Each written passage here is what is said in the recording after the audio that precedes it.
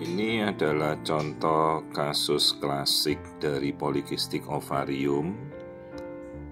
Jadi pada seorang ibu yang sudah menikah dengan infertilitas, belum mempunyai anak, siklusnya kacau, juga berat badannya cenderung obesitas, ya, BMI atau body mass index-nya berlebihan, ya.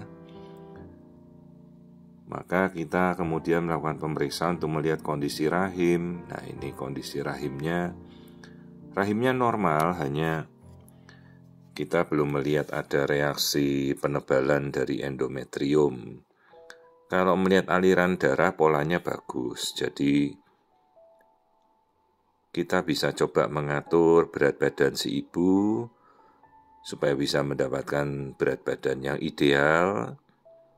Lalu kita bisa mulai mengatur siklus haidnya dulu sampai teratur.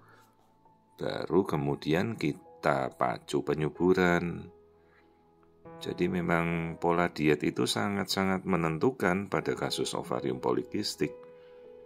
Jadi rahimnya ini aliran darahnya bagus, itu yang tadi kita lihat ini yang merah-merah itu pembuluh darah di rahim, jadi normal semuanya. Nah, baru kita menginjak ke bagian yang kita mau lihat, ini ovarium. Jadi definisi polikistik ovarium itu adalah ovarium yang membesar, ya, korteksnya atau stromanya. Ovarium itu bagian tengah, namanya korteks, kemudian bagian samping-sampingnya itu stroma ovarium namanya. Nah, ini kita lihat telurnya kecil semuanya, ya. Ya memang istilahnya seperti melihat kita sarang tawon. Jadi kalau kita katakan demikian, ya untuk lebih jelas, ya jangan sampai si ibunya tersinggung. Maksud kita menyatakan bahwa bentuk telurnya kecil-kecil itu memang telurnya kondisinya seperti itu, menyerupai sarang semut atau sarang tawon. Ya ini nomor-nomor yang kecil itu sampai nomor berapa itu, 24. Nah inilah mesin yang menghitung sendiri berapa banyak telurnya, tapi tidak ada yang besar. Umumnya lebih kecil dari 5 mm dan merata tersebar di indung telur. Nah, kemudian ini kita lihat indung telur sebelah kiri, sama juga. Jadi telurnya kecil semua, tidak ada yang matang meskipun dia sudah mencapai pertengahan siklus. Jadi kalau telurnya kecil, dia tidak bisa menghasilkan hormon penyubur juga, seperti nanti di tengah siklus keluar progesteron.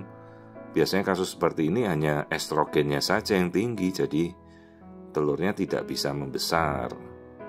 Ada juga hormon yang lain namanya follicle stimulating hormone, biasanya tinggi, tapi hormon untuk pematangnya yaitu luteinizing hormone LH-nya tidak mau tinggi, jadi berbanding terbalik hampir 2 kalinya, ya. Nah inilah telur-telur dari sisi yang kanan ini yang dihitung oleh mesin langsung tanpa kita harus menghitung lagi. Jadi kriterianya masuk semua, ya. Telurnya kecil, tidak ada yang matang, siklusnya tidak teratur, ibunya obesitas dan infertilitas. Pelan-pelan kita coba atur, mulai dari diet ketat, turunkan berat badan sampai body mass index-nya normal, bagus.